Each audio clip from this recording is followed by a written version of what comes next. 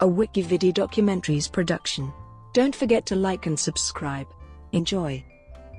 Operation Car Wash. Operation Car Wash is an ongoing criminal investigation being carried out by the Federal Police of Brazil, Curitiba Branch, and judicially commanded by Judge Sérgio Moro since March 17, 2014.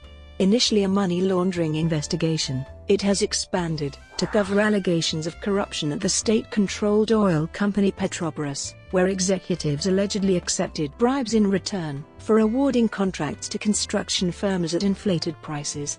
This criminal system is known as Petrolão, Operation Car Wash.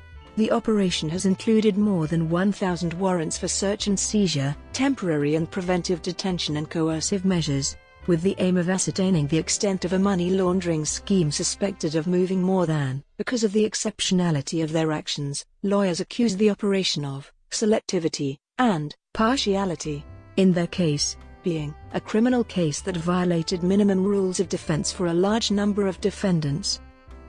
Summary. Operation Car Wash began as a money laundering investigation and became the biggest corruption scandal in Latin America.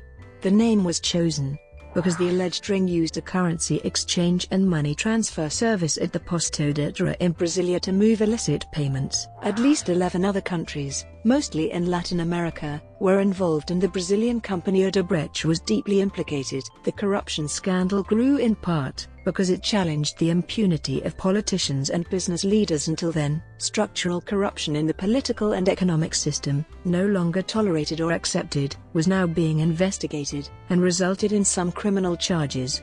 This change was made possible because of the independence of the judiciary. Judge Sérgio Moro Operation Car Wash investigation accused seemingly untouchable politicians, including former presidents Luiz Inácio Lula da Silva and Dilma Rousseff. It succeeded because of rewarded collaboration and the strategy of first targeting business people, then using their statements against politicians. Investigation. The initial accusation came from businessman Hermes Magnus in 2008, who reported an attempt to launder money through his company, Dunal Indústria e Comércio, a manufacturer of electronic components. Ensuing investigations culminated in the identification of 4 large criminal rings, headed by investigation. At first focused on the 4 black market currency dealers and improper payments to Alberto Youssef by companies that won contracts at the Petrobras Abreu in Lima refinery. After they discovered that Dolheiro, Alberto Youssef had acquired a Range Rover Evoque for Paulo Roberto Costa, a former director of Petrobras, the investigation expanded nationwide. Costa agreed after he was charged to provide evidence for the investigation. A newly adapted law introduced rewarded collaboration in Brazil, sentence reductions when the defendant cooperated. Costa's submission illuminated the way political parties controlled the state-owned oil company Petrobras. It also led to a wave of arrests.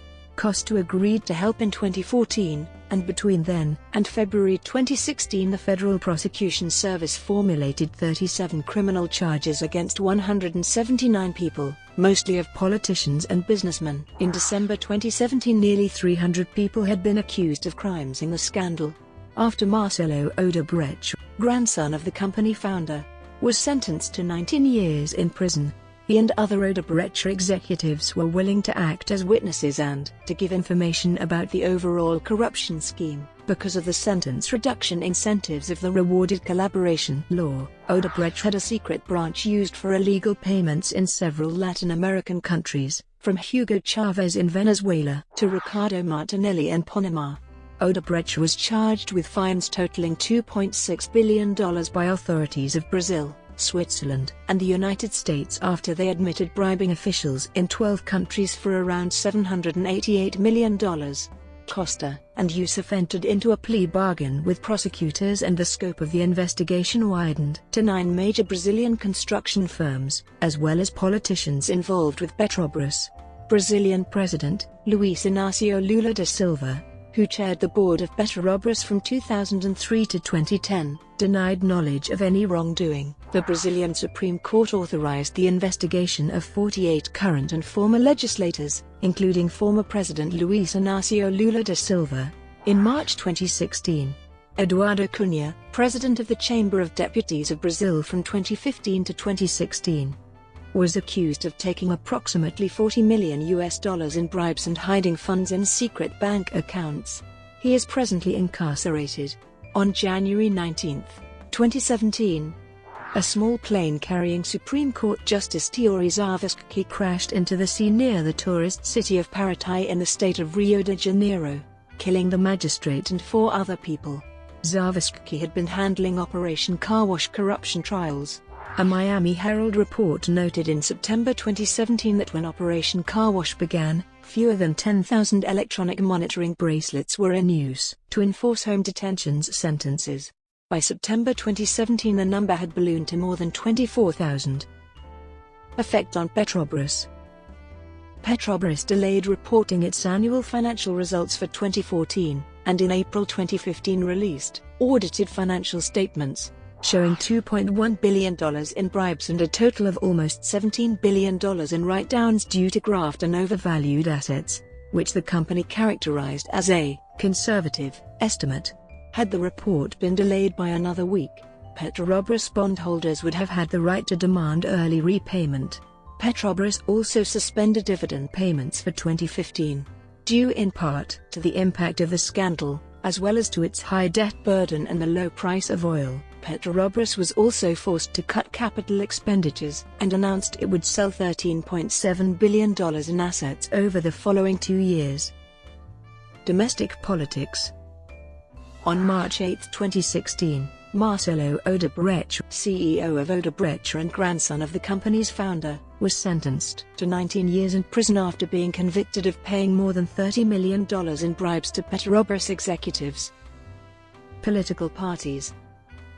On March 4, 2016, former Brazilian President Luiz Inácio Lula da Silva was detained and questioned for 3 hours as part of a fraud inquiry into the dealings of Petrobras. His house raided by federal police agents. He was brought in for questioning. Lula, who left office in 2011, denied allegations of corruption. Police said they had evidence that Lula, 70, had received kickbacks. Lula's institute called actions against him arbitrary, illegal and unjustifiable, since he had been cooperating with the investigations.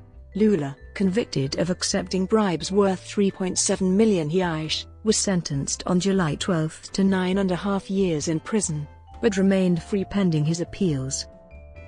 Political families.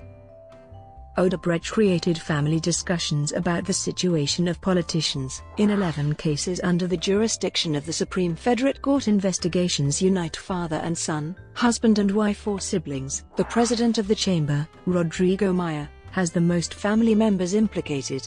He was charged in the same investigation as his father, councillor and former mayor Cesar Maia. According to the Odebrecht testimony, Rodrigo obtained cash resources too for his father's campaign and also for himself. The PMDB leader of the Senate, Renan Calheiros, was charged with his son, the governor of Alagoas Renan Filho, in 2 inquiries. They allegedly participated in an agreement to divert resources from the work of the Canal do Sertão, and still received resources in the form of Box 2. In the case of the father, there are still 2 other inquiries in which the companies are others. The governor of Rio Grande do Norte, Robinson Faria, was charged along with his son, federal deputy. The 2 would have received donations through Box 2 as a counterpart to defend Odebrecht Ambiental's interests in the area of basic sanitation in the state. The president of the PMDB, Senator Romero Jucá, has his son, Rodrigo Jucá, as company in one of the inquiries. The father helped Odebrecht negotiate a provisional measure, and obtained an electoral donation of 150,000 reais for his son. Romero Jucá was also charged in 4 other inquiries. A father asking for a contribution for a son was also why former Minister José Dirceu was investigated along with federal deputy. The father was able to raise the money for Zeca in exchange for the acting for of Odebrecht interests in the government. In the Chamber of Deputies, the sons Antonio Brito and were also investigated along with their parents, and Maguito Vilela. Senator Cátia Abreu was accompanied by her husband Moisés Pinto Gomes, who brokered cash payments for her in 2014. Senator Vanessa Graziotin is accompanied by her husband Eron Bezerra, who was said to have asked for Box 2 cash donations for her. Federal deputy also requested Box 2 for the municipal campaign Blumenau in 2012 of his wife and state deputy Ana Paula Lima. The Viana brothers of Acre were not left out. Governor Chao Viana and Senator Jorge Viana were also charged together.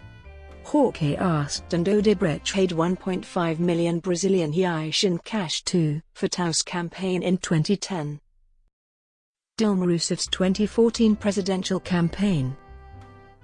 Marcelo Odebrecht detailed the payment of 100 million reais for the 2014 presidential campaign of Dilma, requested by then-Minister Guido Mantega. The payment was allegedly tied to the approval of Provisional Measure 613, which assisted Braskem, an arm of Odebrecht, and dealt with the special chemical industry regime, with fiscal incentives for ethanol and the chemical industry. The former executive said that this was not a direct exchange of favors as was, he says, the negotiation of the 50 million reais passed on to the government for the creation of crisis refis to solve the crisis caused by Zero Imposto sobre Produtos Industrializados, but that the then minister knew that he was talking to someone who had given money to. The former executive said he often met Mantega, and they both brought their lawsuits to meetings. According to him, the former minister had already asked the executive to resolve issues pending with publicist João Santana and the then treasurer of the PT. The advertiser always feared political campaigns, because of the risk of getting into debt at the end. That's why he made advance payment on the account, to make it quiet. Former Odebrecht Institutional Relations Director Alexandrino Alencar stated that former minister, when he became treasurer of Dilma Rousseff's campaign in 2014, asked for cash 2 donations from 5 parties to support the Force of the People plate, valued at 7 million reais each. The PTOB, PTT, PRB, PROS and PP received the illegal donations, according to the former director of Odebrecht. Together, these parties gave 3 minutes and 20 seconds of television time to the presidential ticket. In return, said the former director, the contractor hoped to obtain quid pro quos from the elected government. The informant detailed meetings with the politicians in his office and cash deliveries, always made in kind by messengers in hotels or flats. Marcelo Odebrecht said he met with Silva a few times to handle the money for the parties that would join the coalition in 2014. The former Dilma minister allegedly instructed Alencar to directly seek party leaders to pass on the values. He clarified that the interest of the PT was the increase of the time of electoral time in the television, being in a total of 11 minutes and 24 seconds, being a third of that time coming from the parties purchased. Brought to you by WikiVidi documentaries. Would you like to know more?